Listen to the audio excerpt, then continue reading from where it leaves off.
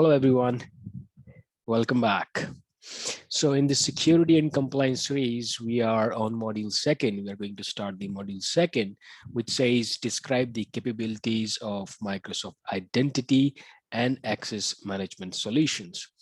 Well, if you guys are thinking about Azure AD for this module, well, you're not wrong. You're absolutely correct. It's all about Azure AD and so many different wonderful features of Azure AD related to security, identity, management, a lot more is about this module. But you know, SC-900 is all about fundamentals, so we are not diving deep on these topics. We just need to understand what it is. We should know or describe those things. Even all the syllabus says describe these topics. It's not about implement those topics or diving deep into those topics. So let's start with Azure AD. The very first chapter says describe Azure AD. Okay, so before we get into the Azure AD description, we need to just understand that we have already been accomplished in our previous videos. When it comes to security, your organization can no longer rely on physical or networking boundary of your organization to allow employees, partners, and customers to collaborate securely. Identity has become the new security perimeter. We have already talked about it a lot more in our previous videos. So using an identity provider gives your organization the ability to manage all aspects of identity security. Till now, all cool. It was just about the recap because it is a security and compliance series, and we are talking about Azure AD, which is an identity and access management tool. And nowadays, it's all about security is all about identity oriented instead of physical or network. Okay, I'm not saying that's not important. That is important, but identity oriented is more important. You can see people are working from home, they're working from their own devices, right? So identity makes a lot of sense now. So let's get started with Azure AD. Let me talk about Azure AD a little bit, or let me share my screen and let's try to build something, try to draw it that will help us to understand better. Okay, so let me quickly share my screen. Hope you can see my screen now. Okay, cool. Now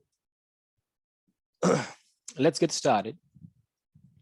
What I'm gonna do now, I'm gonna help you understand Azure AD first. So whenever you go and purchase the Azure account, you always get Azure AD with that. Azure AD tenant, you must have heard about it, right? You also get Azure AD tenant with Office as well. But let's focus on Azure AD. So this is your Azure AD, okay? Where you will create your users inside a group, or the simply without groups, users are there, right? We're just trying to understand or grasp the concept. And let's suppose this is your Azure subscription, okay? This is your Azure subscription. And you know, Azure subscription is attached to the Azure AD always. It cannot attach to more than one AD, but more than one subscription can be attached to the Azure AD, which means all the RBAC rules can be applied to these users to access the resources inside the subscription. Let's suppose these are the resources, various resources, could be anything inside the Azure, could be virtual machine, could be storage, could be any other resources inside the Azure subscription that we create. Now, whenever a user try to access, we're just trying to understand the concept of Azure AD. Okay, as of now, we'll explore it more. But for now, let's suppose this user tries to access this resource. Okay. Now this Azure AD has this user information, and there is an RBAC role. This role will determine what this user can do, right? So access management. Access management. So what we can say in simple words, Azure AD is simply a cloud-based identity and access management. Cloud-based identities and access management. This is all about cloud. This is everything. This is happening in the Azure. Azure is your public cloud. Microsoft's public cloud. Now, this is not it. Azure AD has much bigger role to play. Okay, so what else Azure AD can do? Well, Azure AD is not only about the Azure resources. It can allow, let me make it here. It can allow your, let's suppose this is your on-premises. Let me make it this. You have on-premises resources as well, okay? So with the help of Azure AD, you can sync these identities. Okay, so it can allow single sign-on, okay? It can allow these users which are there in the on-premises, it can allow these users to use their own ID and password to access the cloud apps. Single sign-on. Okay, that's not it. Now, we do have another type of applications like SaaS-based applications, okay? Like Office or Dynamics or Salesforce, things like that, that can also be accessed or taken care by Azure AD, okay? That's not it. Let's suppose you have another business. You belong to xyz.com company and you have xyz.com Azure AD .on.microsoft.com that you know all about it. We have already covered in the previous videos, but try to understand this. This is your organization where you have your Azure AD, and this is one more a business partner of yours, let's say, or he wants to partner with you for the business purposes. You can allow these people to access your Azure resources as well. We call it B2B, right? So it can be done with the help of Azure AD. Now, that's not it. So many other features are there. For example, let me write it down for you. It's not only about authentication, it can also provide you multi-factor authentication. Okay.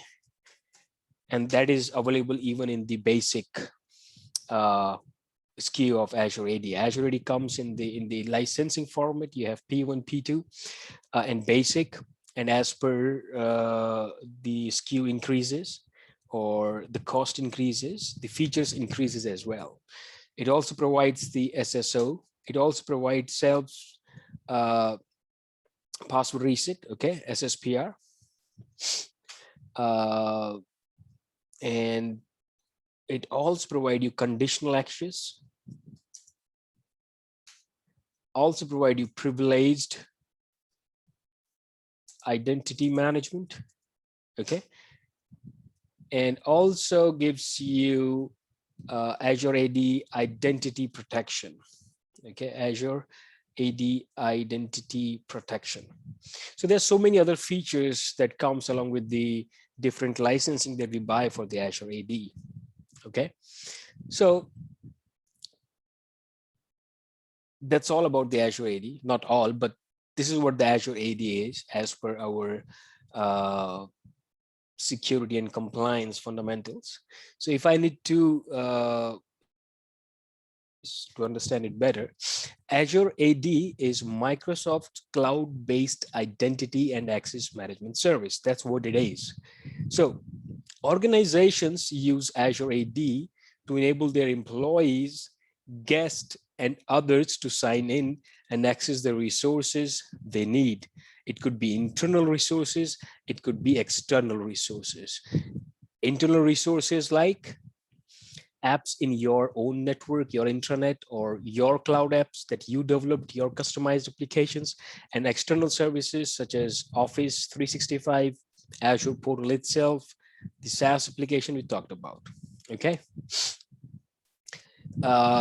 It also allows organizations to securely enable the use of personal devices such as mobile phone.